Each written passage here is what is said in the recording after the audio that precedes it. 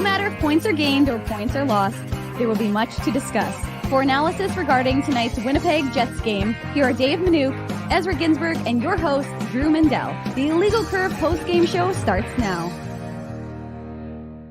A victory on the ice, and apparently the team isn't leaving off the ice. So all in all, I would say a very good day for the Winnipeg Jets.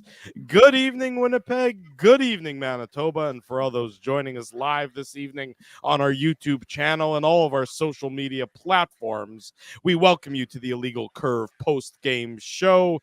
He's DM Dave Manouk. I'm DM Drew Mindell. We're here to discuss the Winnipeg Jets. 4-2 victors over the St. Louis Blues. With the win, they improve to an utterly remarkable 16-3-1 against their Central Division opponents. That means 4 wins in a row for the Jets, 7 of their past 8. They are on a heater, and the doldrums of the post-All-Star break are certainly flushed and gone as the Winnipeg Jets are back atop the Western Conference, at the very least, via points percentage. Dave M., good to see you tonight. How are things in your land? Welcome back to Winnipeg. We hope you had a nice little time away. I did indeed. Lise is asking who the 3 stars were. I should know. I won't tell you why I know. Wink, wink. They were Brossoit, Morrissey, and Brendan Dillon. So there you go. There's your 3 stars of the game, Lise. And for anyone else who was concerned as to who those 3 stars were. But that is the in that order, I should say. I'm doing well. A nice little holiday. You distracted yourself there with I did. I wasn't going to go 3 stars, but then Lisa asked the question, so I wanted to let her know. Fair enough. I had a nice little break. It was quite the switch. I understand it was nice weather here in Winnipeg while I was away, but then I had a nice little, significant 50-degree switch from plus 25 to minus 25. But hey, we live in Winnipeg. We got to deal with it. And there was a lot to discuss that kept you warm. People were worried because there was supposed to be a fireside chat with the commissioner, Gary Bettman. Of course, the folks know in Winnipeg, the only place you have a fireside chat is here on the Illegal Curve post-game show with Dave M., Drew Mindell, and Ezzy Ginsburg. So ultimately, that was folks like that. There were all 500 season ticket holders who took that in. We have a lot to talk about, Drew, like I said, because there were, of course, the media availabilities with the commissioner, the deputy commissioner, Mark Chipman. And of course, there was a hockey game to discuss. So lots to talk about. And this Jets team, this was another impressive effort by Laurent Brossoit. I thought he was really good. I mean, obviously the second goal, which we'll get into during the game recap, I wouldn't blame on him because he had just made a fantastic save, which I was in the process of tweeting before Nate Schmidt decided to, and not only on Nate Schmidt, because the rest of the Jets were kind of standing around looking like what's going on right now after Brossoit made the save. But I thought he was excellent in the game, and I thought a lot of guys were. I thought Josh Morrissey had another strong game. So, Sorry, I just wanted to say, Drew, you're playing against the St. Louis team that's desperate, right? Because unlike the Arizona Coyotes, who are done, St. Louis isn't done. The St. Louis was only 4 points back, with games in hand of Nashville. Nashville, by the way, a team that doesn't look like they're slowing down any, because they were up over, I know they're playing Ottawa, but they were up when I last checked. 4-1 the Predators beat the Senators tonight, which I believe gives them 6 wins in a row or something like that. So they're again, I don't think they're charging for any of the 3 spots. We know Colorado and Dallas are playing tonight, and they're doing battle. I think Colorado was up 2-1 last I checked in that one. But going into the second period, which again, right now, as it stands, the Jets it's now 4-1 Colorado.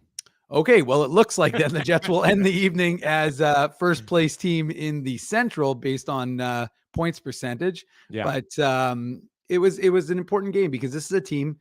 There's a lot going on off the ice, and I think that a lot of the noise was put to rest today. Not all of it, but I think a lot of it may quieted down. We may return to some normality coming up soon, but I think there were a lot of questions that were wanting to be answered. And again, we have the availabilities with Gary Bettman available on our YouTube channel and Bill Daly. But again, like I said, Drew, there's so many places to start. And Obviously, David Gustafsson returned to the Jets from the media morning skate, and we saw that he was recalled from his conditioning assignment with the Moose. Cole Perfetti back on the right side. I mean, there's a lot of storylines to discuss. Alex Iafallo coming into today's game, 21 games without a goal. So wherever you're the host, you can start wherever you want to start. But there's just so much to talk about. Rambling incoherently. Let me get a word in edgewise. I was away from a microphone for a week, and all of a sudden he needs to make up for lost time. Is clearly what's happening there. But we will start with the Jets game and the on ice performance, and then like we always do, we will deal with the off ice stuff probably after the commercial break on tonight's Illegal Curve post game show. But to me, the Winnipeg Jets, like you said, Dave, look, you got the St. Louis Blues, a team that is not as good as the Winnipeg Jets, and that's just being frank. You can see where they are in the standings. You know where the Jets are in the standings. And yes, St. Louis is a desperate team, and they need to, scratch and claw their way, to a wild card spot. To me, what was most impressive about the Jets' victory tonight, and this isn't something that we saw on Friday in Chicago or on Sunday against Arizona, is how the Jets responded to a poor second period. Because that's what it was in this game. The Jets had a great first period, much like they on Sunday against Arizona. The second period tonight, not great, not anything you want to write home about. St. Louis cuts it down to a 3-2 lead. And then you remember on Sunday against the Coyotes, the Jets had that 3-2 lead, and Arizona scored early in that third period to tie the game. So I was really keeping a close eye, on that third period. How were the Jets going to respond to the second? How were the Jets going to react in another sort of tight game where they're playing against a lesser rival?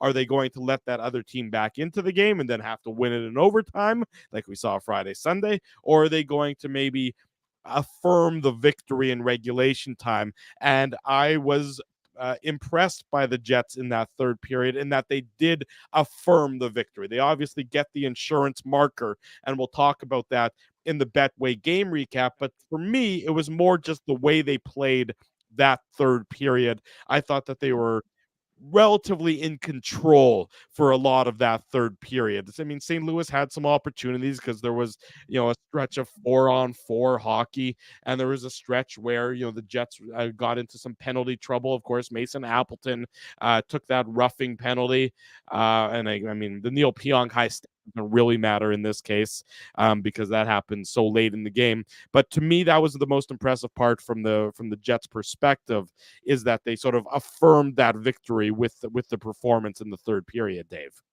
Yeah, for sure. And I'm just going to laugh, Drew, because I was like, that high sticking penalty was a bit of a phantom call. I mean, it was definitely, I shouldn't say that. It was definitely a high stick, but Shen looked like he had been shot. So, I mean, it was quite a bit of an exaggeration by him. Yeah, you wanted to see a bounce back because they definitely saw a Blues team that was hungry in that second period, who felt like they could get back into it. I thought Joel Hofer, who of course is from Winnipeg, he was, I almost wanted to give him a start. Former guest on our show. Wasn't he on our show once years ago? Did I make that up? I think Joel Hofer was on the show once years and years ago. Like when he was in junior still. Okay, maybe that sounds kind of familiar. That I mean, if you wanted to look that up, you could. But he played really well and kept his team in the game.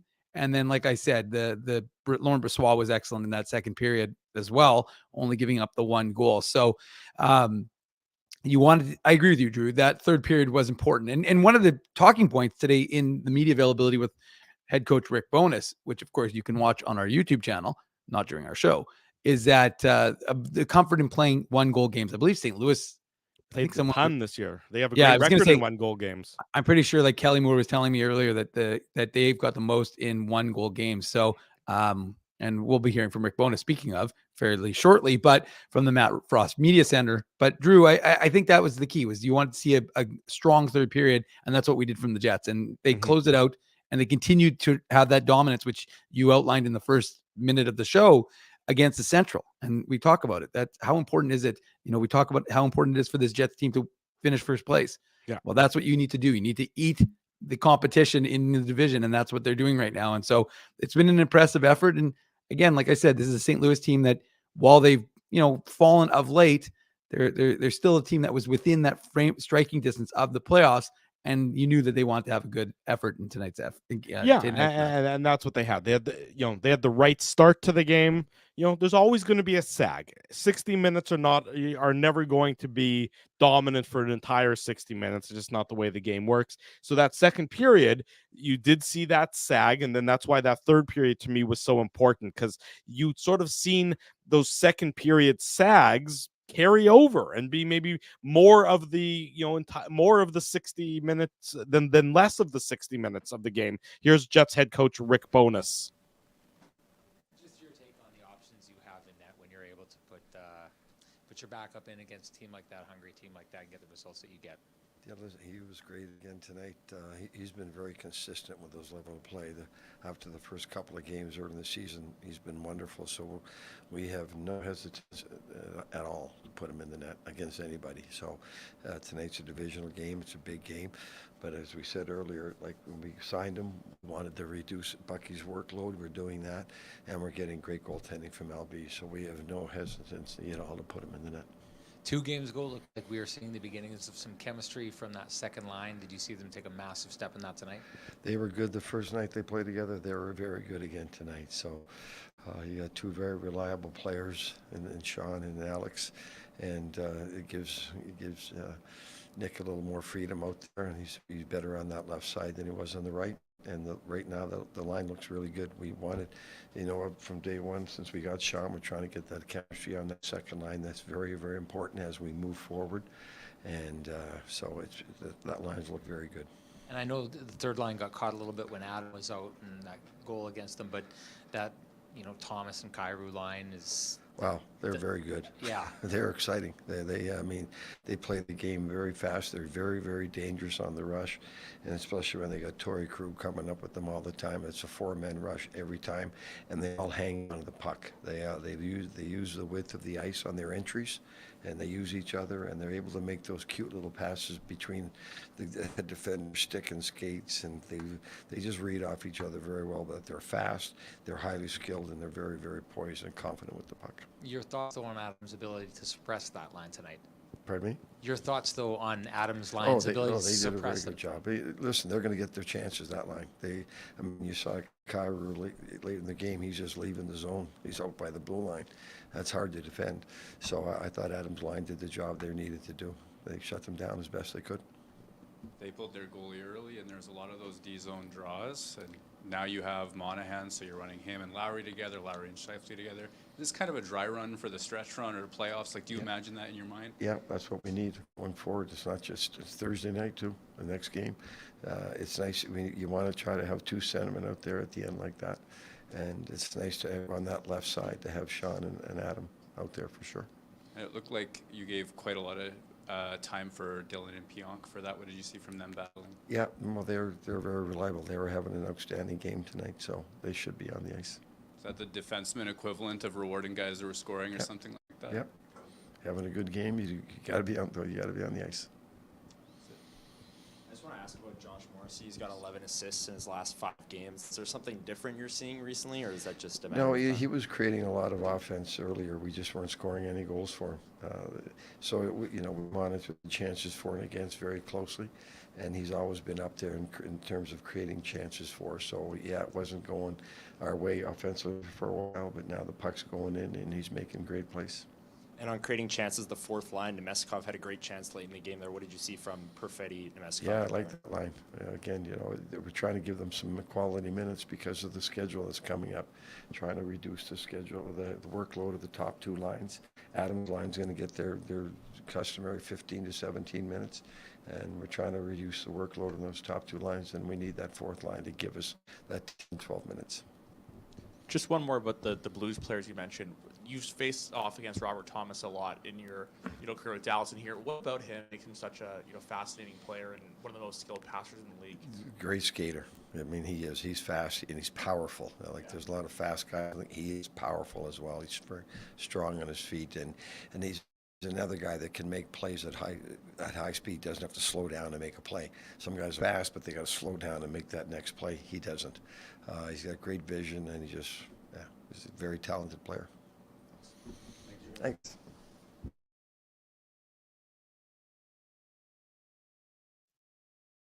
Short but sweet. Jets head coach Rick Bowness. Not a lot to address besides the game and the performance of some of those key members of the Winnipeg Jets team. That happened. It sort of abruptly came to an end a little bit before I was expecting it today, Dave. But he did speak eloquently and he spoke passionately about that Winnipeg Jets second line, and you can see they are developing chemistry. Ehlers, Iafallo, and Monahan. And the truth is, I think it's most important that Ehlers and Monahan have that chemistry, because who knows how long Iafallo is going to be up there for. Right now, that line's going well. I don't necessarily expect him to be a permanent fixture there for the remainder of the season. But if Monahan and Ehlers can be a yin and a yang, similar to how Stasny fit in so well with those guys back in 17-18, boy, does that sort of generate some good tidings for the Winnipeg Jets. Worth noting that the top line, again, didn't have a great game 5-on-5. They were hemmed in a number of times, but, maybe it still seems like the Jets are going to ride with that trio together. But if Monahan and Ehlers can find some beautiful magic together as well, then really that's a Bob's your uncle sort of thing for the Winnipeg Jets. Well, I don't have an uncle named Bob, Drew, but I can tell you, after mentioning the 17-18 season, that this was the 37th win in game 57 for the Jets. And people talk about that 17-18 season. Well, that 37th win came in game 62. And last year, the season where things were great and then they slid, the 37th win didn't come until game 66.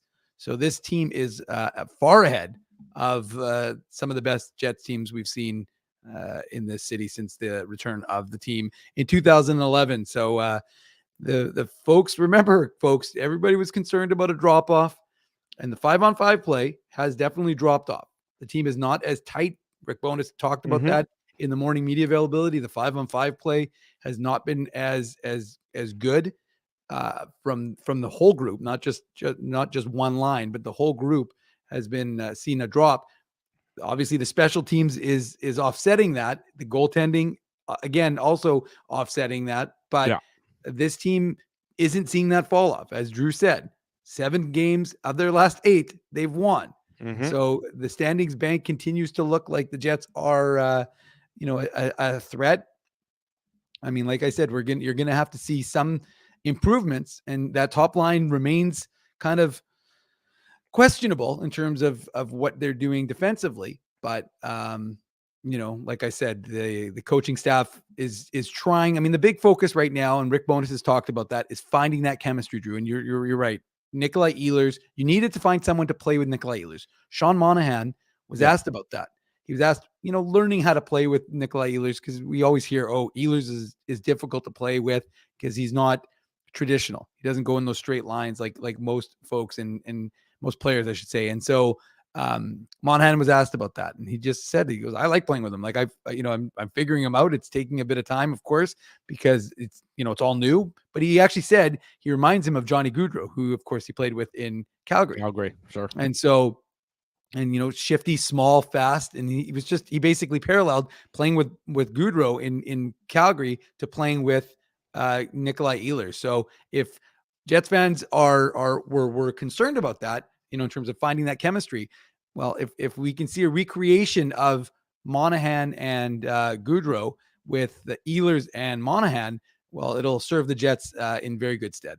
Yes, it certainly will put the Jets in a very good position moving forward. Speaking of moving forward, let's get into the nitty-gritty of tonight's game. It's called the Betway Game Recap. The Betway Game Recap. Big thanks to our friends at Betway for their continued support of the Illegal Curve post-game show.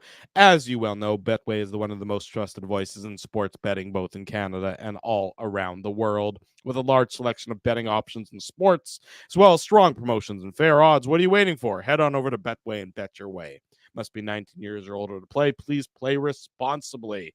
Another good start. Jets get on the board 8:53 into this game. Worth noting, all the Jets goals tonight at 5-on-5. All the goals in the game tonight at 5-on-5. So a Jets team that has really been reliant on the power play as of the last handful of games. Tonight, the power play didn't click, but the team did produce at 5-on-5. Sean Monahan, his 19th of the season. Nikolai Ehlers getting the assist. Josh Morrissey getting the secondary assist. It's at the 8:53 mark of the first period. The Jets have an early 1-0 lead, and you got to see in this goal, Dave, that chemistry that is beginning to develop between Ehlers and Monahan. Ehlers is able to do what Ehlers does so well, get that time, get that space, and Monahan goes to where he is so dangerous, the bumper position. It's traditionally called the bumper position on the power play, but it's the similar spot here for this goal. And Ehlers tees him up, and Monahan wires it past Joel Hofer, and it's 1-0 Jets, not quite at the halfway mark of the first period. Well, Drew, it goes to that idea of craftiness and finding, time and space. And Nikolai Ehlers is, really good at that. I mean, first of all, it has a nice cycle. You've got a lot of pressure. Yes. And then Josh Morrissey, of course, finds Ehlers, and it's quick. There's not a lot to do, but that's the thing with Nikolai Ehlers. If you're a goaltender, if you're Hofer, you've got to be aware of his shot. And so he's got a little time and space. It's not really a great angle for him to score at, but again, you have to respect that he's got a lethal shot. And so he backs everybody up, which creates, and one thing we're seeing, we don't know Sean Monahan. Obviously, we haven't watched a ton of the Montreal Canadiens games, similar to Sean Monahan being asked about the Jets. And he said, well, to be honest with you, I didn't really watch a lot of Winnipeg games, so I can really tell you too much about what was there before, he arrived. But one thing we're learning, I think, is how good he is at creating time and space, similar to Gabriel Velarde, I think, around the net, and giving himself that, soft ice that we talk about. And he finds that space. And it's, most importantly, it's on and off his stick in a second. Yeah. And so you've got a Jets team that is getting that chemistry between two players that is critical. And you're right. Alex Iafallo could be, because he's kind of a digger. So he could be that sort of, a little bit of a force on the line, and a guy who creates turnovers. He can do the dirty work. He can go get and Monahan can do some of the dirty work too. Which is what Iafallo did, right? And he also, again, it's funny, you don't get an assist, but he's creating chaos in front of the net, right? He's creating another option for, if there's a rebound on the Monahan shot, to put that into the back of the net. So you like what Iafallo... If on that line, Ehlers is the fancy boy with the fancy play and the fancy footwork and the fancy stick work and the fancy skating and everything else, and Monahan is the trigger man, or Monahan is the sniper, Iafallo is just your hard-working guy who's going to go and do the dirty work on the line, the quote-unquote unsung hero, the offensive lineman that never gets any credit, but if it wasn't for his key block, the quarterback doesn't have time to hit the wide receiver for the long touchdown. Drew, save your football analogies for the illegal procedure football show. This is the illegal curve hockey show. But yeah, I mean, you're right. That is what you want to see from this duo right now. And like we talked about, Iafallo, whether it's Iafallo or someone else, I suspect because of Rick Bowness seeing some chemistry develop, he'll keep this line going. Again, like I said, there's some uncertainty with that first line and whether you're going to keep those three together. Right. But most importantly is that you have someone in Monahan who seems comfortable playing with Nikolai Ehlers. And so that's the key, whether it's Perfetti or Iafallo or anyone else as that third man on that unit, it really doesn't seem to matter as much because, again, like I said, those two developing that chemistry is what this team needed. And what Rick Bowness has been talking about for weeks now was getting something out of that second line. So he's getting it. He's getting goal scoring, and that's critical, and that's how they open the game.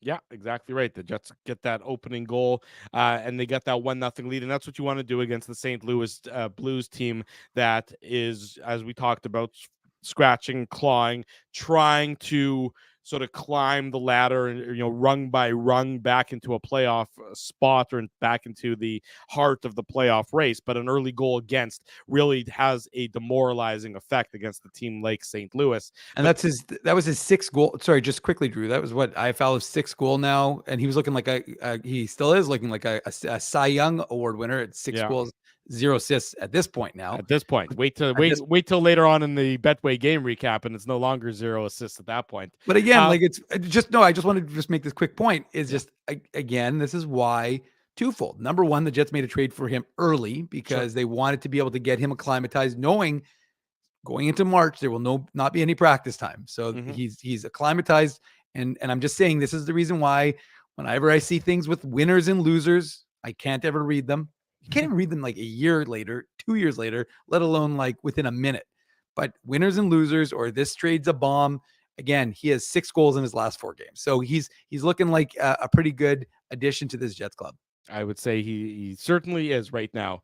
And the only thing better than a 1-0 lead against a sort of weakened opponent is a 2-0 lead. And it comes a minute and 27 seconds later. Brendan Dillon, it's his 7th of the year. And you know what this is. Anytime a player sets a new career high in goals, they get the honor of all honor, the Seagram shot of the game. The Seagram shot of the game. It's a clean face-off win. It's right back to Brendan Dillon, and it's a shot that I think I heard them say 88 miles per hour, as opposed, as if that's got a meaning, as opposed to if the shot was only 84 miles an hour, it would have been an easy save. Whatever it was Brendan Dillon's 7th of the year. Lots of traffic in front of Joel Hofer, but a really nice shot. We know Brendan Dillon can fire it. He's not known as being a sniper, but this year, 7 goals, new career high. This one gives the Jets a 2-0 lead. And it's one of those instances where faceoffs were important, and on this goal it was, as it led to the Jets getting that 2-0 lead. Dave. Yeah, I was just going to say, and we talk about, or some folks talk about how faceoffs don't matter, but this was clearly an indication that a faceoff did matter, because a clean faceoff win by Mark Scheifele gives Brendan Dillon that opportunity to take that blast, and it's important, right? You've got 7 goals for him. He's got a new career high, which it's amazing to think that he set that 10 years ago with the Dallas Stars in the 2013-14 season. But, well, I should say he set the previous record, which was 6, and now he's got 7. So, it's good for him. UFA this at the end of this year, a guy who's expressed interest in staying here in Winnipeg. We'll see if that ends up happening.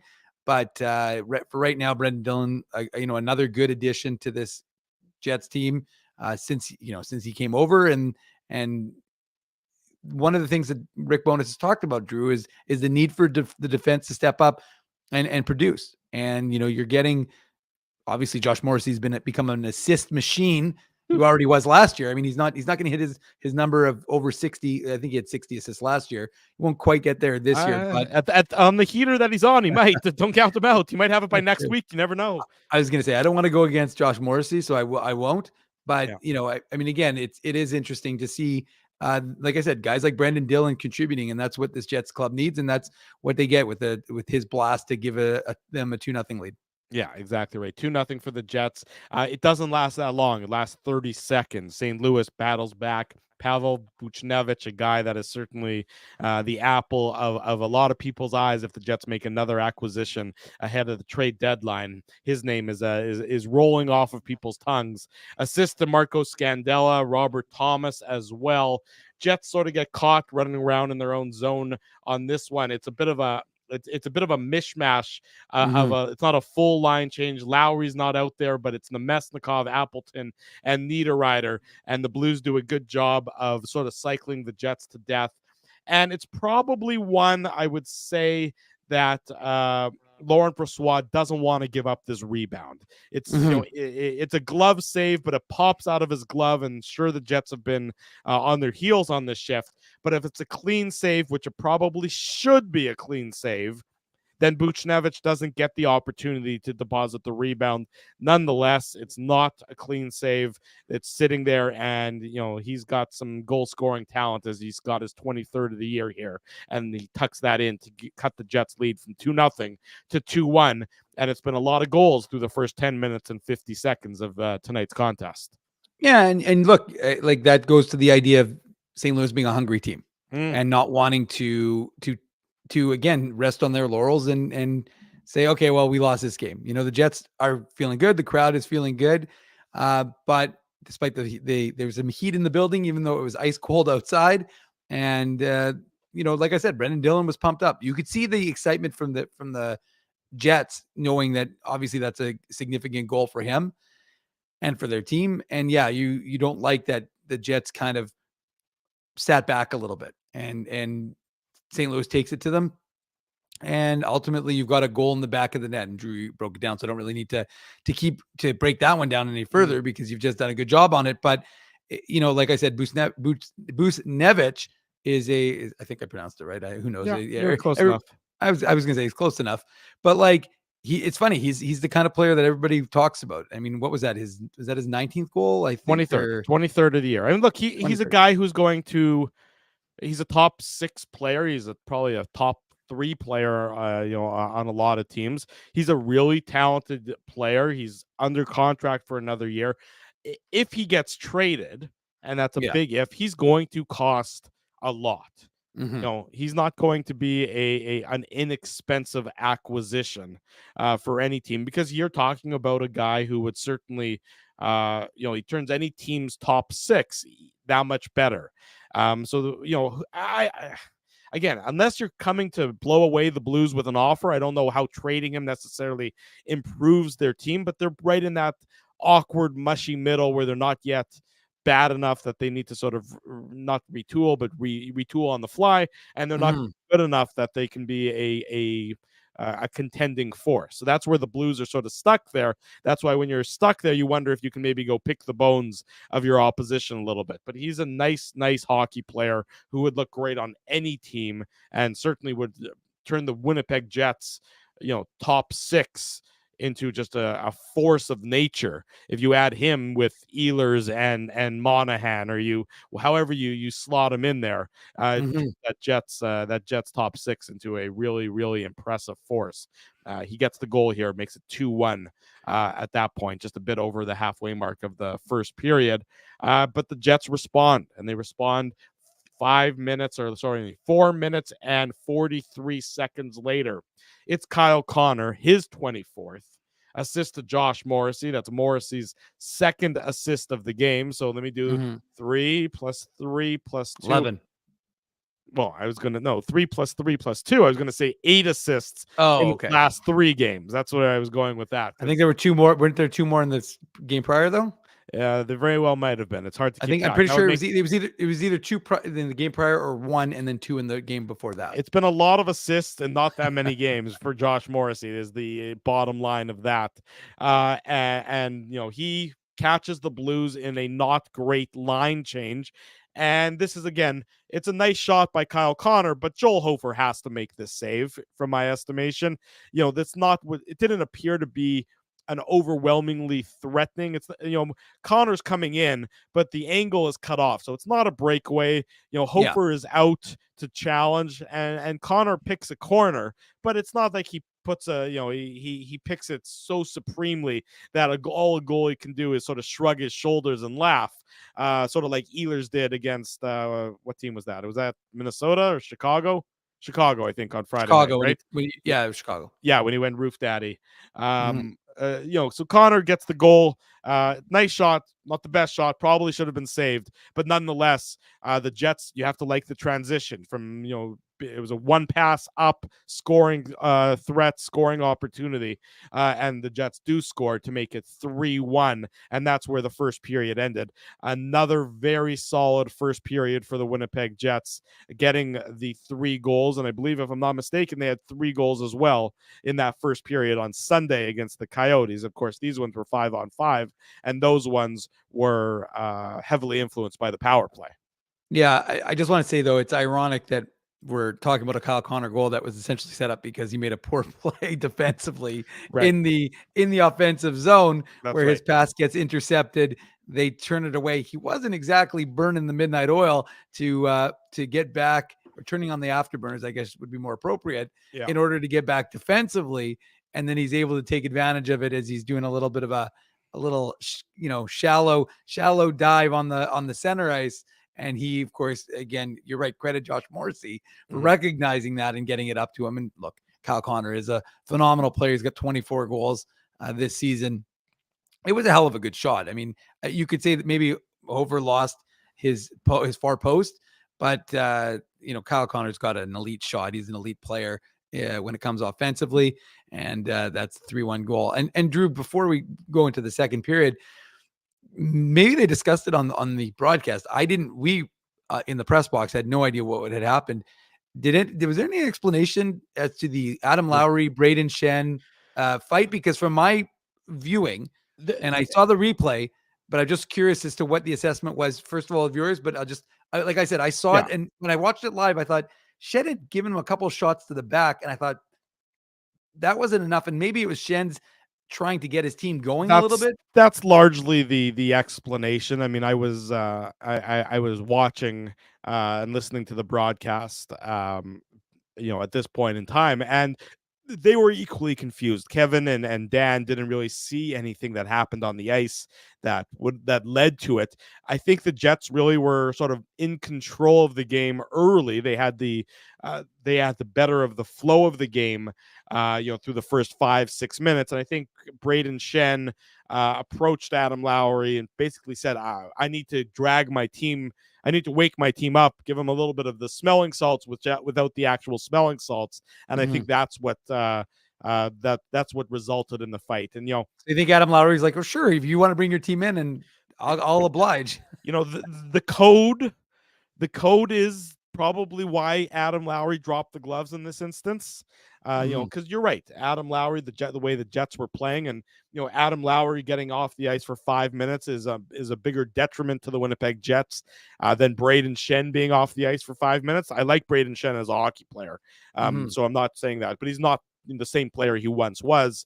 But he's, it's just, I think that he was looking to try and spark his team, and Lowry reciprocated when, the request was made, but there wasn't a on ice catalyst for the fight, right, if that's what you're asking. Okay. No, I mean, that was my assumption. But I just was curious if Kevin or Dan had seen anything or heard anything, or if there was anything on the broadcast that was said otherwise. So that turns out to be the game-winning goal, which again is actually crazy to think that's 3 straight games now for Kyle Connor with a game-winning goal. Is it not?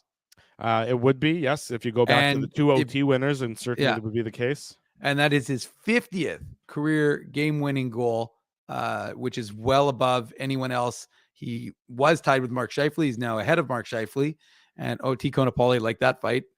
Lowry and Shen fought. I see rules say if you give us money, we highlight your comment. Okay, Lowry and Shen fought. This is T. Konopoli's, because T. Konopoli's up on this. He said Lowry and Shen fought because of the Shen hit and fight on 55 last year or earlier this year. Okay, well, there you go. There's T. Konopoli's thought process on that one. Thank you, T. Konopoli.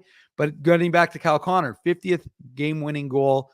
And Drew, who had the most game-winning goals for the Jets 1.0? And if you saw my tweet from last game, don't answer. Okay, well, I didn't see your tweet. I think I muted you a long time ago, but fair enough.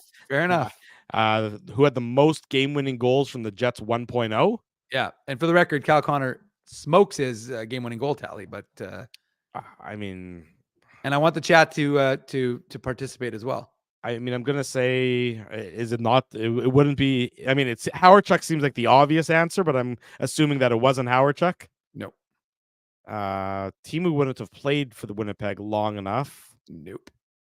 Gotta give me a hint. Throw me a bone. He actually kind of looks like Kyle Connor. It wasn't Paul McLean, for the record. I'm seeing that people are saying that. Laurie Boschman? Nope.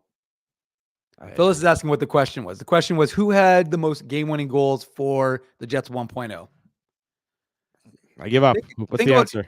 Similar body style to Kyle Connor. Small, fast. Right. Small, fast. Winger. Big mustache. But it wasn't Paul McLean? Nope. Oh, Bruce got it. Bruce got it. AKA BD Longshot. Oh, Doug Smale. Dougie Smale. Really? Yeah. Dougie Smale had the most 31 game-winning goals? 31 game-winning goals for the Jets 1.0. Okay. So, I would not have clearly did not guess that. A little Jets knowledge, a little Jets 1.0. This is why Dave goes on vacation, so he can come back with these stupid esoteric facts and stump me on the post-game show. I did not need to be on vacation to come up with these facts. I just have these facts. Okay. They're locked in here. Okay, so congratulations to both Kyle Connor and Doug Smale, I suppose. Yes. Connor makes it 3-1 for the Jets after 20 minutes. Then the second period begins, And I thought St. Louis was the better, as I said in the preamble. I thought St. Louis was the better of the two teams in that second period. And Brandon Saad gets the Blues to within one. It's at the 9:03 mark. Hang on, got to highlight Spency's comment. He gave us money. We are pretty transparent here, folks. You know, you can pay to play is what you can here. Well, within reason, Drew. Within reason. Well, yeah. Well, you got to keep the comments so it's still a family-friendly team, a family-friendly stream rather. But there you go, Spency. Thanks for the shout out and thanks for the money, buddy. Brandon Saad, his 17th of the year at the 9:03 mark, unassisted so far because Nate Schmidt is the one who really put it on his stick. Not a great sequence for Nate Schmidt. In this one, he's sort of fighting the puck. As it's a bit of a flip and a bouncing puck, and then he loses a board battle, and then the scramble drill is on, and then he gets the puck on his stick, and he's sort of in a panicky effort to remove the puck from the danger area, puts it right back into a more dangerous area, like the stick of Brandon Saad, who is able to flip it up and over Laurent Brossoit as the scramble drill was in full effect. And that cuts the lead from 3-1 to 3-2. It's a good forecheck by the Blues. Braden Shen, who we mentioned, is involved there. He's in on the play. The Blues are digging and they're winning that puck battle, and that's sort of where the catalyst for all the trouble starts with the bouncing puck and Nate Schmidt just sort of losing a puck battle on this one, I would say. Well, and the thing I would say, Drew, also is that you could feel this building for, as you mentioned, St. Louis. They were the better team in that second period, and they were building their momentum. And even again on this play, you talk about it. This is a complete aside, but I always would have loved to hear like the in-game announcer, who obviously Jay Richardson, say something to the effect of, well, it's supposed to be unassisted, but clearly there was an assist on it. Nate Schmidt gets an assist on this one. And look, Laurent Brossoit gets credit because he makes a fantastic save. Yes. But, unfortunately, the Jets are caught looking and they're caught watching and they're standing around. And it just ends up being an unfortunate result because, like I said, Schmidt has control of the puck, loses it. Thank Brossoit you, Edwin. What's that? Thank you to Edwin. Oh, I didn't see that. I was looking at something. Oh, well, there you go. Edwin throwing us some cash. Appreciate it. Unnecessary, but appreciate it. Just want to say that. Thank you, folks. But anyways, look, it's just a case of the Jets kind of a little bit of a malaise impacting their game in that second period. Mm-hmm. And it's an unfortunate play for, on and off the stick of Nate Schmidt, where he puts it right to Saad and he puts it into the back of the net. And like I said, it unfortunate for Laurent Brossoit, who makes a great save. Yeah. But you just see Sandberg's turned around trying to make the stop. Schmidt passes it right onto his stick. I mean, it's almost inadvertent. He just kind of turns and the puck goes in off of him. But ultimately, these guys are just standing, and it ruins a perfectly good save by Brossoit, and it ends up being a 3-2 game. And it's now there's a little bit of nervousness, right? Because the Jets haven't been playing particularly well. And I believe actually, if I recall correctly, the shots going into the after 20 were 13-12. They were. And then I think the Jets had like a 4 or 5-1 to start the second. But then the next 12 or 13 shots were taken by St. Louis. I think at a time in the second period. So the second period, the Blues outshot the Jets 15-12. But I believe at a point in time, the shots were 13-4, 13-6 in that second period. The Jets were definitely on their heels for a lot of that second period. And they maybe found their game in the last few minutes of that second. But, the Jets were, St. Louis was desperate. The desperate team is going to push back. And the question is, does that desperate team push all the way back?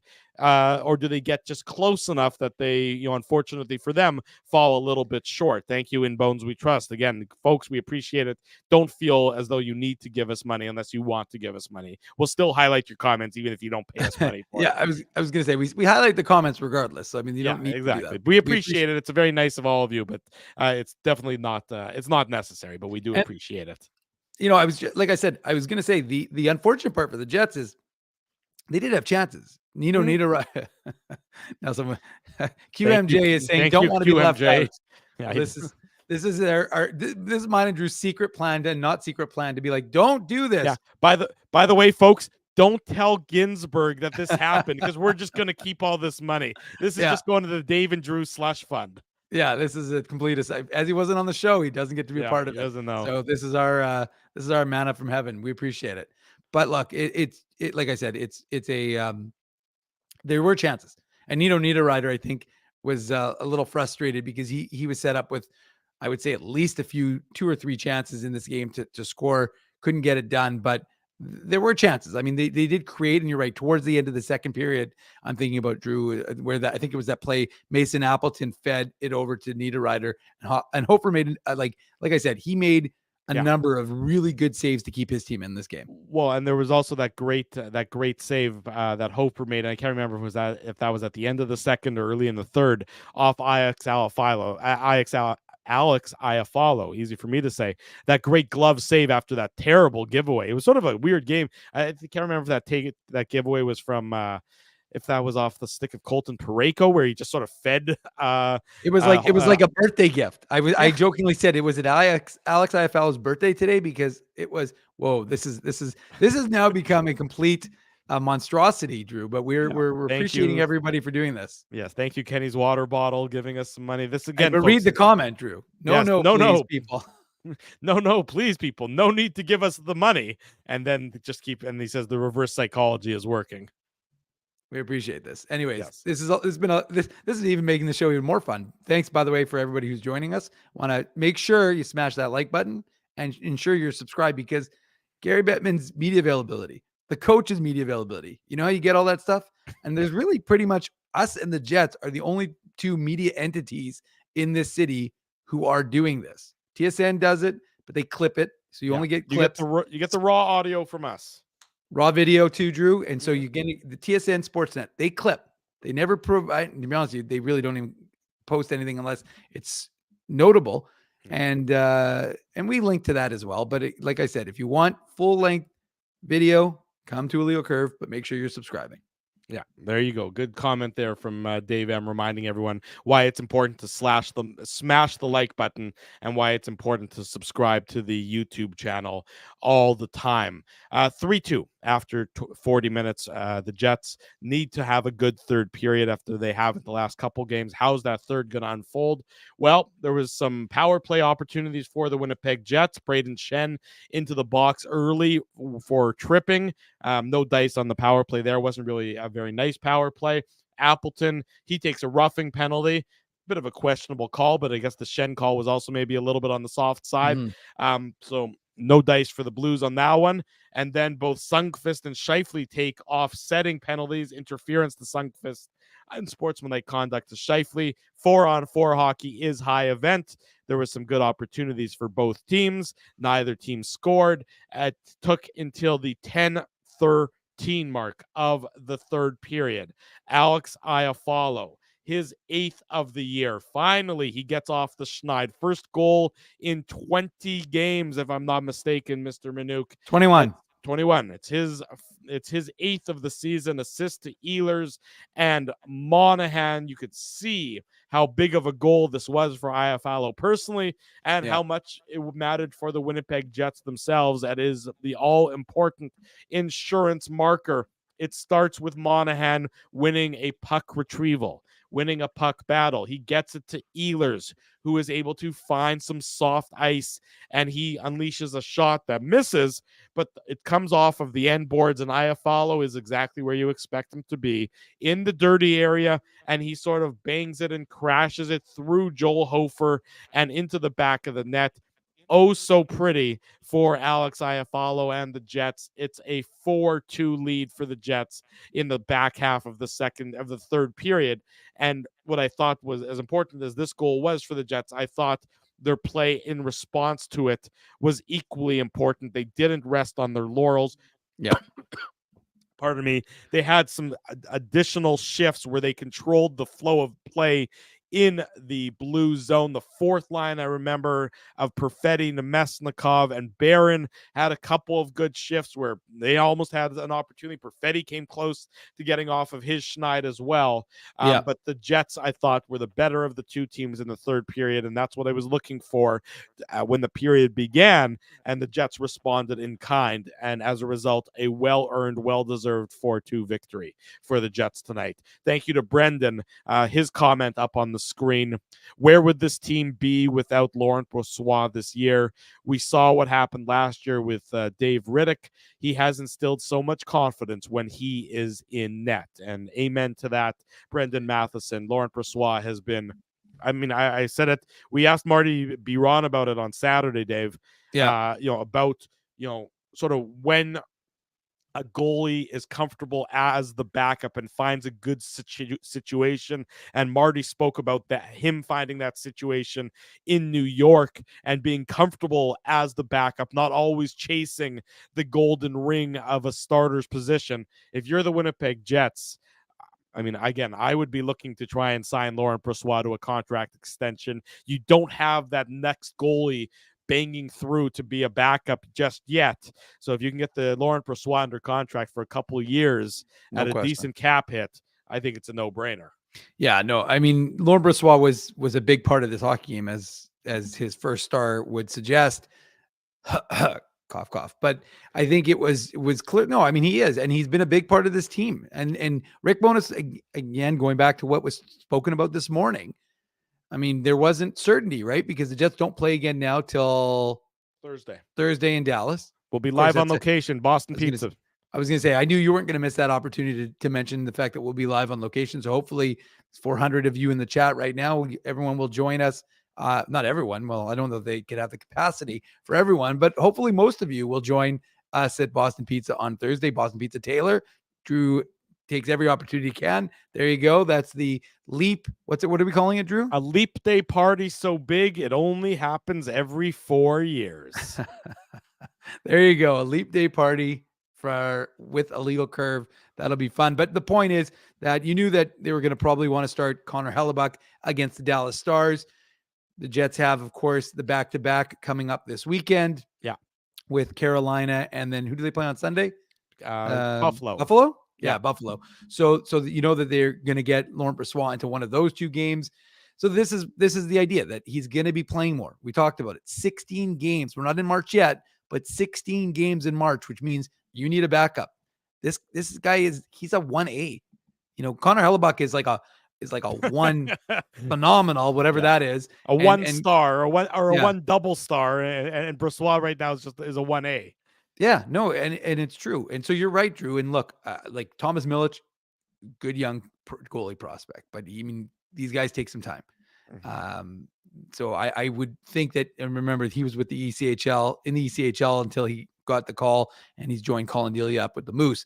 But ultimately, it's a few years away now. Look, if I'm Laurent Brossoit, he set himself up to be given an opportunity for next year, but that's not what we're talking about right now. We're talking about this year. But you just like what he gives the Jets. You have the confidence. If you have Hellebuck in the net, or if you have Laurent Brossoit in the net, obviously Hellebuck is one of the best goaltenders in the league, but Laurent Brossoit has been, you look at his numbers, they've been pretty damn good and pretty consistent, like Connor Hellebuck, for the majority of this year. So, it's a great option to have, and they're going to need him down the stretch, because part of what we've talked about, the Jets have built themselves. We talk about the standings bank all the time and how they've banked these points, which is significant. But that, I think, is going to give them the opportunity for them to give Laurent Brossoit a lot of these starts and keep Connor Hellebuck fresh. And that's going to be the key when they enter the playoffs. Absolutely right. And the Jets are going to enter the playoffs in a position of strength, barring something unforeseen occurring. They win tonight 4-2 over the St. Louis Blues. The Dallas Stars, well, they are getting handled by the Avalanche, so the Jets will be atop the Central Division at night's end. Certainly, they're going to be there in points percentage regardless, but they will be tied with Dallas in points. But the Jets have the 3 games in hand, which means that Thursday night's game in Lone Star State, in Dallas. It's going to be a big one. We're at Boston Pizza on Taylor Avenue for it. Join Dave and yours truly. We're going to watch the game. Then we're going to have a live broadcast of the Illegal Curve postgame show. So wherever you're planning on watching Thursday's game, be sure to change those plans to join us at Boston Pizza, Taylor Avenue, 1160 Taylor, Thursday night, 7 p.m. We'll be there. A Leap Day party so big, it only happens every 4 years. This has been the Betway game recap here on the Illegal Curve postgame show. Don't go anywhere. We have so much more still to cover about the Jets and the Blues, and of course, about the fireside roundtable meeting of Commissioner Bettman and the media and everything else to do with the Winnipeg Jets off the ice. On ice, they got to win. Off ice, we'll talk about that next. Don't go anywhere. It's the Illegal Curve postgame show. Drew Mandel, Dave Manouk, 400 of our closest friends and family. Ooh, live, Mindy. as my voice goes on this Tuesday night. Don't go anywhere. BP's new New York Sicilian square footers. With a thicker crust than ever before, they're light and airy on the inside and oh so crispy on the outside. You're gonna have your work cut out for you. Okay, fine. Try the New York Sicilian square footers, only at Boston Pizza. You guys ever wish for a game changer in life? Like finding out your favorite snack has 0 calories? Or discovering the mute button on Ezzy? Picture this, a secret weapon for parking, where you can book a spot a whole month in advance. Tell me more, Drew. Pre-book your parking at really low rates, or maybe even for free if you use the code Illegal Curve. Free? What is this, sorcery? The Grid Park app. It's a real secret weapon that has affordable game day parking, and to sweeten the deal even more, I love sweets. our listeners can use the code Illegal Curve to park for free. Holy Zamboni! Tell me about it. Just download Grid Park, GRYD Park, and use the code Illegal Curve, all one word, to park for free. The game can change just like that. Accidents happen when you aren't protected. So now what? Getting to your injury quickly can make all the difference. Help prevent them from being game changers with Linden Market Dental Center. Bonding, crowns, bridges, and dental implants. State-of-the-art treatments are available to help you get back in the game. To learn more, visit LindenMarketDentalCenter.com. Creating smiles for life. Your coworkers love you because you always make them laugh. You're the life of the party with stories that have them rolling on the floor. Or maybe you're just the quiet one in the corner with the one-liners that just slay. Do you have what it takes to become Winnipeg's funniest person with a day job? Try your luck. Hit the stage at Rumors Comedy Club, and you could be walking away with $1,000 cash. Winnipeg's funniest person with a day job. Presented by Rumors. For all the details, head to rumorscomedyclub.com. Whoa, Ezzy, everything okay? You look stressed. Of course I'm stressed. We're moving, the house is upside down, the kids failed miserably at packing the fine china, and my life is in chaos. Chaos! Yes, that does sound like a problem. What am I going to do? Ezzy, relax. Rolly's Transfer Moving and Storage is the answer. With 60 years of experience in moving Manitobans and a track record of exemplary customer service, one call to Rolly's and your stress is gone. No job is too big or too small. Just visit Rollies.com and they will take it from there. Thanks, Dave, and thank you, Rollies Transfer Moving and Storage, online at Rollies.com. For 3 generations and over 80 years, Tough Duck has been making apparel that works and plays as hard as the people who wear it. From jackets to work boots and everything in between, Tough Duck's clothing can handle the harshest environments, even the Illegal Curve hockey show. Work to live, live to play. Visit toughduck.com.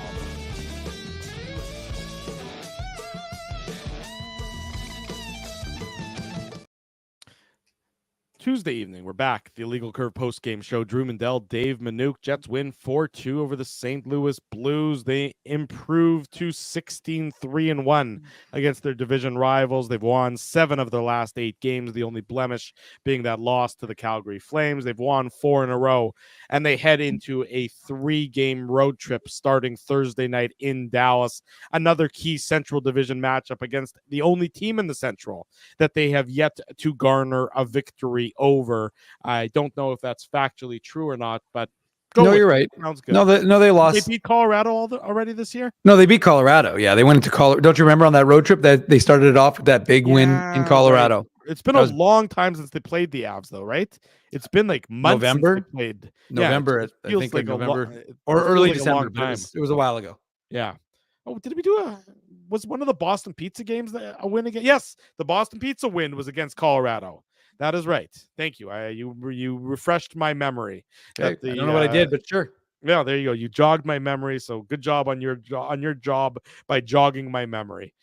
Dave, obviously today the big hullabaloo was about Gary Bettman coming to town and what his message was going to be. Mhm. And his message was much more of a Hakuna Matata, that it is much more of a don't worry, there's not a crisis going on here in Winnipeg. Yes, they want more season ticket holders. Yes, they need more season ticket holders, but no, there is no peril attached to the Winnipeg Jets name through the perspective of the NHL head office, that things are fine, that this is not a market that they are actively paying any more attention to attendance-wise than they are any of the other 31 markets. To me, well, that is a good messaging, and I think that'll go a long way in calming some of the noise. Yeah. To me, it seems like Chipman was playing the bad guy and Bettman was playing the good guy, and it seems like it should have been role reversal a little bit, which to me is odd.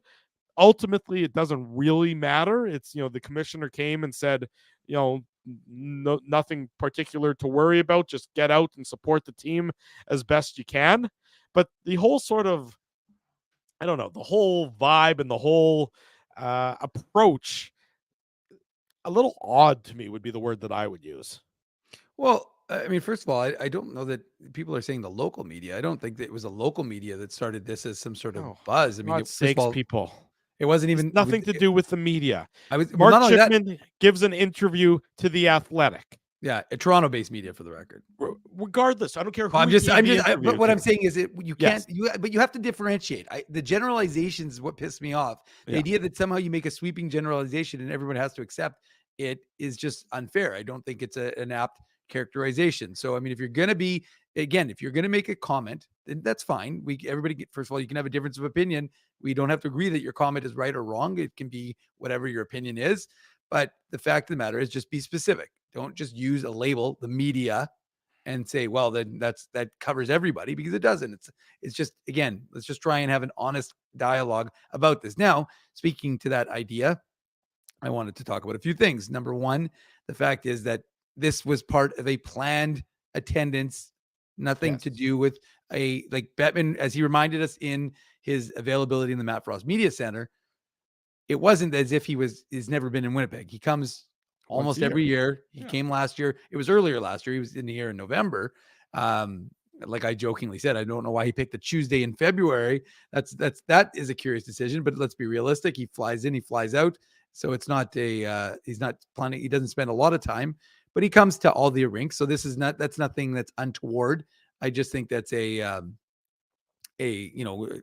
it's happenstance that it was around now, right after the media availability, the article story with Mark Chipman in The Athletic, which of course got tongues wagging. But again, like I said, the ones that were really focused on this becoming a significant issue, if you read what people locally wrote, this is what I want to say. This is a key point.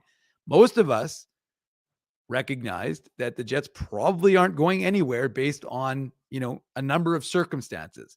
And, the qualifier that Mark Chipman and company made, because again, Mark Chipman is aware he was part of the 1.0 trying to save those Jets. He didn't bring this team back to make, $500 million and then become a pariah in this city. He's built essentially an empire. And Gary Bettman talked about this. Sure, they've made a huge investment, but they've also, this investment goes nowhere without that anchor tenant. If you don't have a Jets organization downtown, the downtown, with all due respect to the Manitoba Moose, the team I cover more than anybody else, is not significant enough to keep. So the investment, the 5-star hotel that's going up next door to Canada Life, again, which is beginning, obviously during the pandemic, things slowed down, but they're starting construction again on that in the spring. So I just think I don't think any of us who follow this team, and I think most people here follow this team, but I just think you got to be aware. And that's why, if you notice, the things that I posted on illegalcurve.com were local. I didn't post the stuff that was national because those people really aren't dialed in to this. So again, I agree that some of the media coverage of this situation in Winnipeg has been lazy, for sure. I absolutely think that there's been some lazy narratives created, and people who, again, I'm seeing people talk about Winnipeg who have never stepped foot in Winnipeg. Right. And it is irritating. I can understand and fancy and then portray themselves as experts on the market. For sure. So I mean, it's one of those situations where I understand where folks get upset. I just think that you just need to be aware. This is not a local media situation. I think this is a lot of folks from the outside of, if you have a Manitoba address, we're chatting and look, Winnipeg is easy. I mean, we're Winnipeggers, right? We're tough. We have to be to live in this environment. And I think that we're used to taking the slings and arrows, but you have a bit of a chip on your shoulder, whether you're, a media member or whether you're a fan or whether you're the owner of the team who clearly, has a significant desire for this to get resolved in a positive. But again, the overarching message from Bettman, from Bill Daly, from Mark Chipman was that they made mistakes. Mistakes were made, whether it was, in 2011 when they sold. And this is the point I think that, again, I don't think people outside this market, I think in this market, are unaware of, but just to reiterate it, 15% of the tickets are sold corporately. That means 85% of the tickets, if my math is right, maritime math, shout out to Rick Ralph, 85% of the ticket responsibilities fall on fans in the smallest market in the NHL. The next closest market in Canada is 45% corporate sponsorship. So that is a huge disparity, which is why Mark Chipman, Gary Bettman, we're today talking to Gary Bettman. Made it sound like it was not like a lecture series. It was more of a, having panels, having conversations with corporate leaders, right? Big companies downtown. But that's what they're going to need to see. And again, like I said, True North has a big role to play because they've made mistakes, whether it's customer service. And that was the most interesting thing I thought that came out of that article out of The Athletic, Drew, was Mark Chipman's comments saying that essentially that, we didn't really see ourselves as I don't remember they punted on providing customer service for a decade. Yeah. I mean, if you want to paraphrase it, that's not a direct quote, of course, but if you want to paraphrase it and sum it up, is that they didn't really think that customer service wasn't a priority of theirs. So now they're trying to reestablish that and build that from scratch. Now, that was obviously a misjudgment by them in that, that should have been more of a priority from day one, but what's done is done, obviously. And now you have to find a way to rectify that and improve upon that and clean up the mistakes that were made by not providing that customer service. And to your point, I don't want to interrupt you, Dave, you're on a roll there, but the little things like, the fact that Morrissey and Scheifele went to those three, the Harvard Gardens is what they call it, where the three houses have the rinks, over the 3 yards. I'm assuming that's just in Crescentwood. Yeah, it's just around the corner from where I am. It's not far from my place. I've driven past it. It's a great little thing. It looks like a ton of fun. It's very Canadiana, which is what Josh was saying, and everything else along those lines. But that's how you start to build this back up. it starts with one grassroots conversation at a time. I was going to further to the point you're making. Why don't you play the Morrissey that's on my Twitter, about a minute 10, if you can find it? And you have the second screen for a reason. So bring up that media from Josh Morrissey this morning, because I think it's worth playing. I was going to mention, I'm glad you did, because I think it really was I think it's something that the Jets, and this goes back to the pandemic. I saw it kind of start to get rebuilt. And there's a lot of factors. Like, this is not just some simplistic, oh, you just need to change this and everything is going to get fixed. This is multifaceted. And so one of those areas was a disconnect between the Jets team and the fans.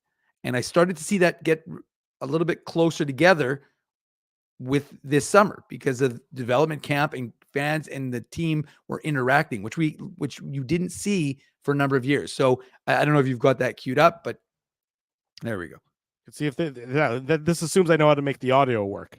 Chipper asked if we'd come and visit a pretty cool outdoor rink setup that they've got in the city here, and that I guess former season ticket holder had, and obviously our job is to worry about wins and losses on the ice, and that's where our focus is. But at the same time, it was just an opportunity to interact with some kids and families that love the Jets, and it kind of couldn't be any more, in my view, Canadian than that.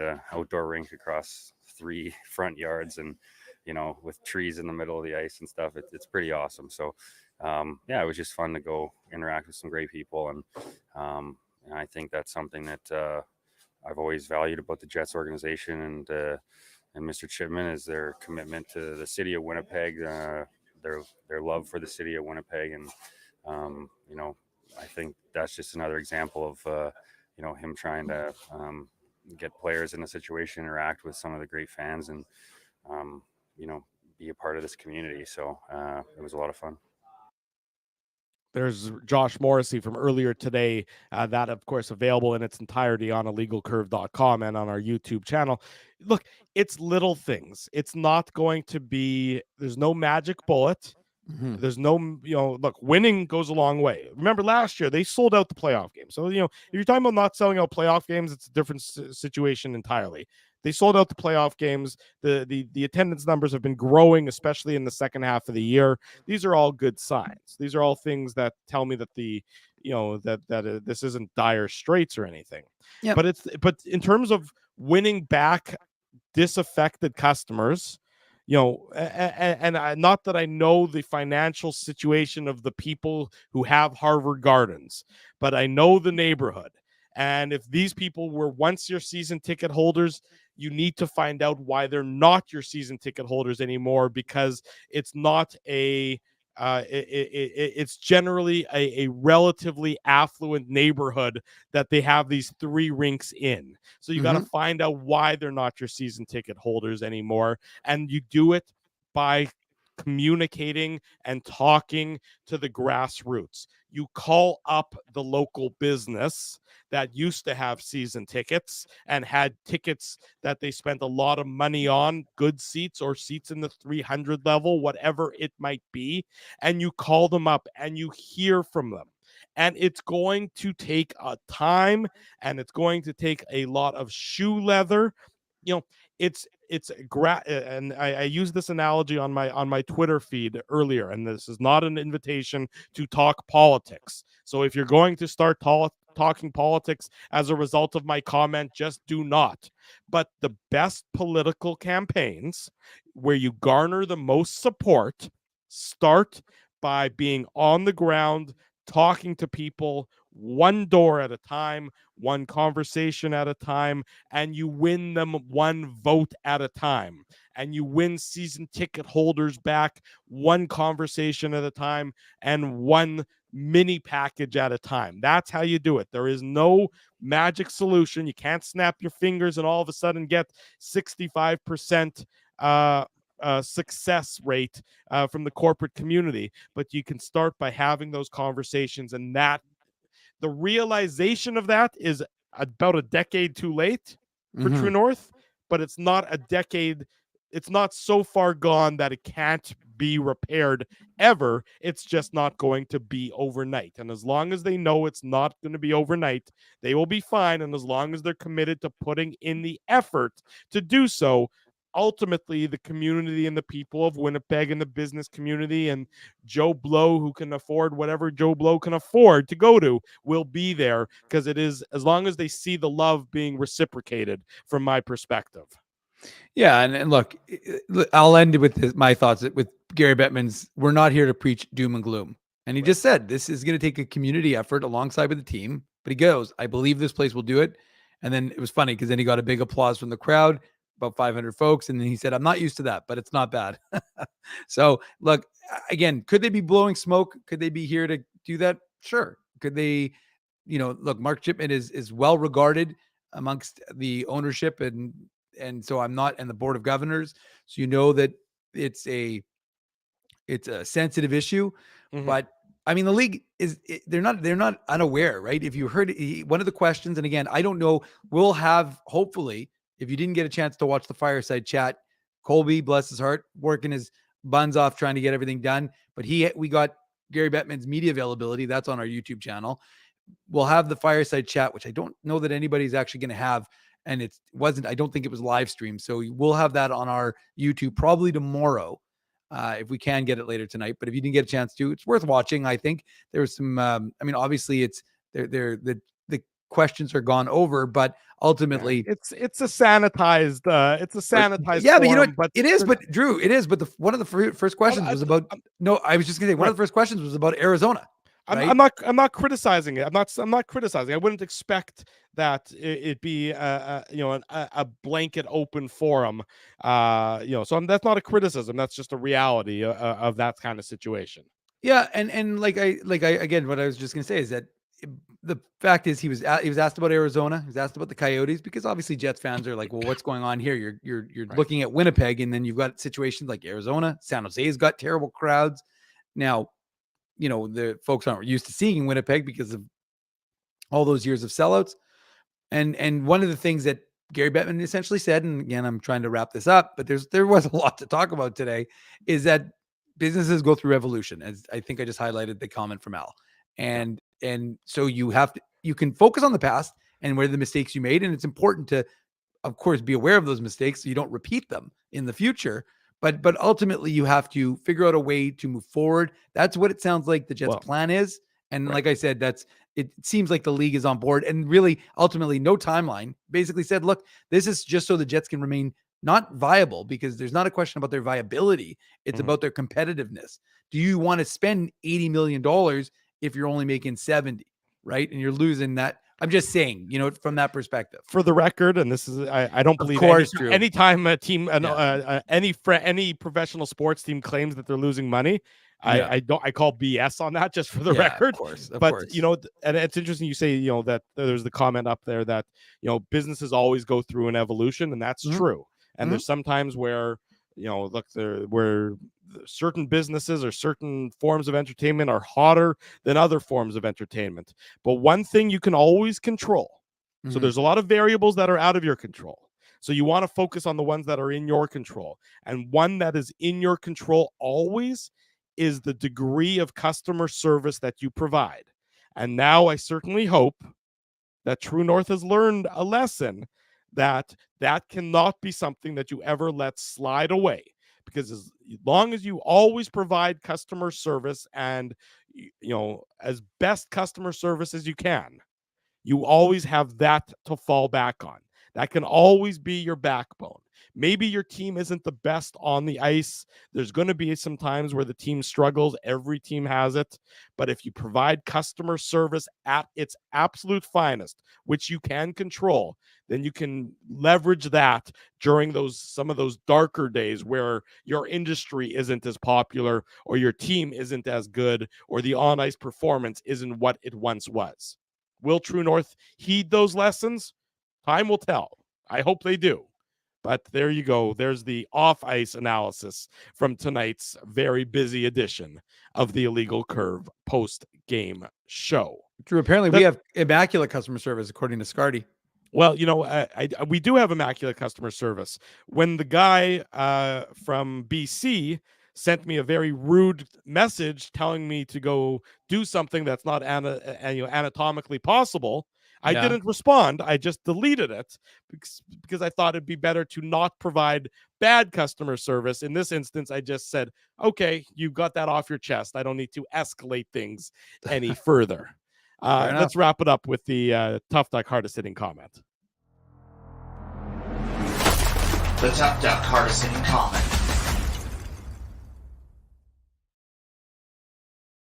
Big thanks to all of you for some great comments and great conversation all throughout tonight's post-game show.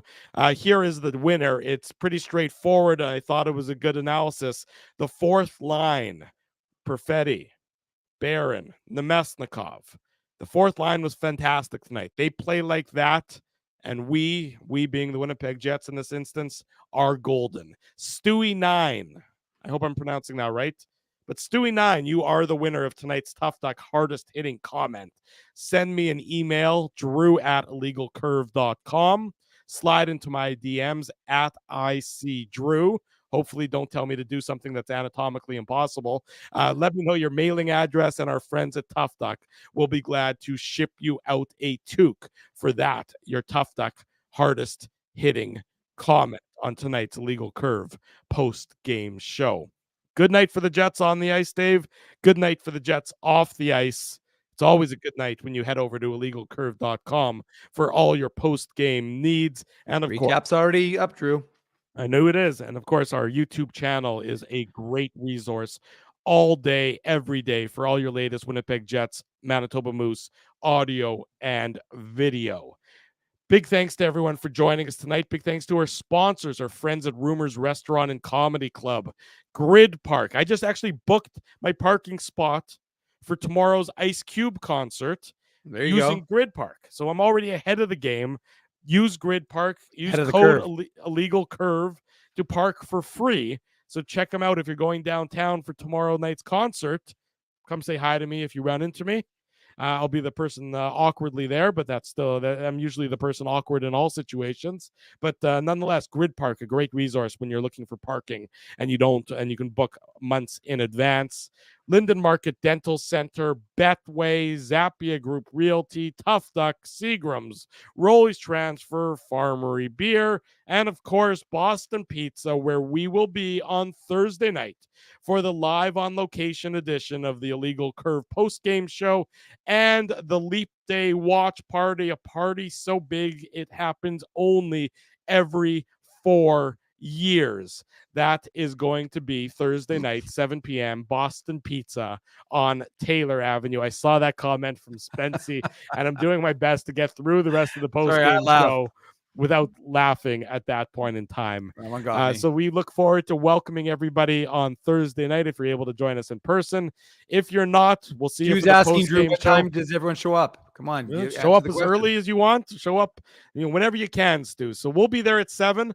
Hopefully you'll be there at that time. If you're a couple minutes late, well, we still welcome you with open arms, of course. And if you can't make it down there for the post-game show or for the live on location broadcast, we'll be there. The post-game show will be on our YouTube channel as per always.